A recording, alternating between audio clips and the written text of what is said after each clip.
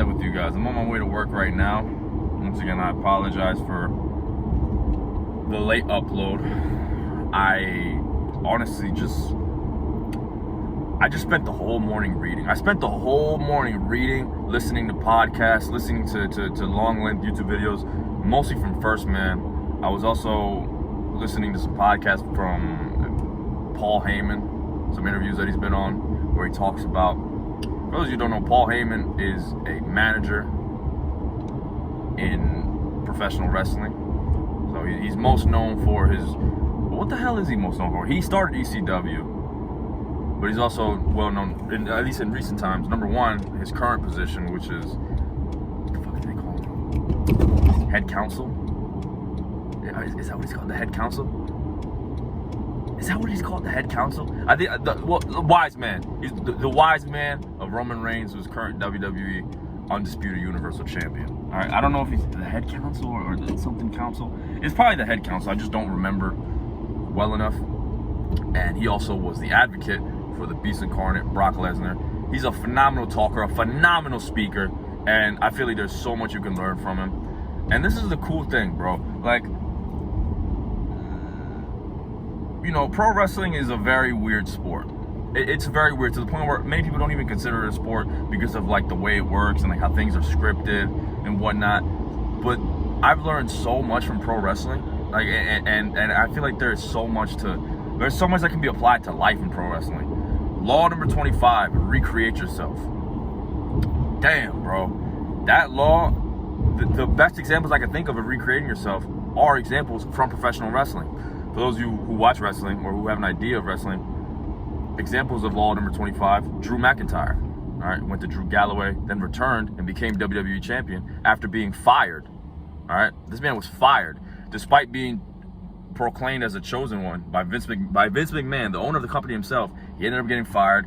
He went out on the indies. He went out on the independent scene. He carved a name for himself. He built himself a brand new image. He came back and he earned his way to the top. He beat Brock Lesnar. Brock Lesnar, the fucking Beast Incarnate. Another example, most recent one, Cody Rhodes. All right, son of Dusty Rhodes, one of the most charismatic talkers, one of the most charismatic professional wrestlers of all time. He had a very safe spot in WWE. You know, he was the son of a legend. He was the son of a plumber. Unfortunately, they never saw him as main event talent, and they put him in this role of Stardust, where he basically copied what his brother Dustin Rhodes was doing, Goldust. But he wasn't feeling it. You know, he was like, dude, I deserve to be in the main event. I deserve to be main eventing WrestleMania. I deserve to be a top guy. They just didn't see him as such. He betted on himself. He quit. He went out on the indies. Why the fuck are you going so slow? He went out on the indies. He carved a name for himself. He made himself from undesirable to undeniable. And he just recently main evented WrestleMania. Granted, he lost, but the fact that he even got a chance, the fact that they even put him against their cash cow, Roman Reigns, the most, as far as I'm concerned, he's been the face of the most prominent years, of the most lucrative, of the most profitable years in WWE history. All right, WWE has never been as profitable as it has been in the last few years. And who's been at the, oh my gosh, bro, what the fuck are you doing? And who has been at the top of it all? Who's been top champ during all of it? Roman Reigns. Roman Reigns was at the top of it all. So the fact that they had enough confidence to put him against in the main event against the most profitable superstar in the history so far, it shows you that the process that he took of recreating himself fucking paid off. It fucking paid off, and from the looks of it, it looks like he's gonna be main eventing next year's WrestleMania. It paid the fuck off, bro. It paid the fuck off. So there's a lot. My point is, I might even crop the beginning of this video. You guys might not even hear the beginning of this video, because wow, this topic is something that I'm very passionate about. Pro wrestling, there's so much you can learn from it, Brand. There's so much. And law number 25, every time, I don't think of businessmen. I don't think of famous people when I think of recreate yourself. I mean, wrestlers are famous. I always think of professional wrestlers. The two biggest examples, Drew McIntyre, Cody Rhodes. I'm trying to think of somebody else. John Cena, technically. You know, John Cena was originally like this, like Eminem sort of character. And all he did was rap. Then he became the face that runs the place. You know, he became Super Cena.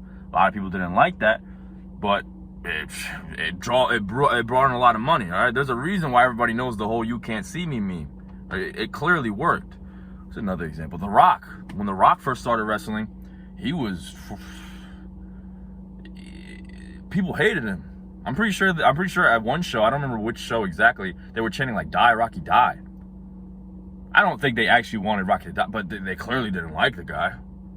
He went out, he turned into a bad guy. He became this charismatic, very arrogant, very cocky man, and it paid off, you know? It paid off. I mean, look at him now. Now he's a Hollywood, he's Mr. Hollywood. You know, he became a superstar in Hollywood. There's so many examples you could take from pro wrestling, and I feel like because people don't even really like see it as like an actual sport, you know, people write it off as like a weird thing, or like just like a thing for kids. There's a lot of knowledge. There's a lot of information that can be applied and that you can learn and you can apply to your life. I think that's awesome. But with that being said, I'm gonna end the video now. Gotta clock in to work.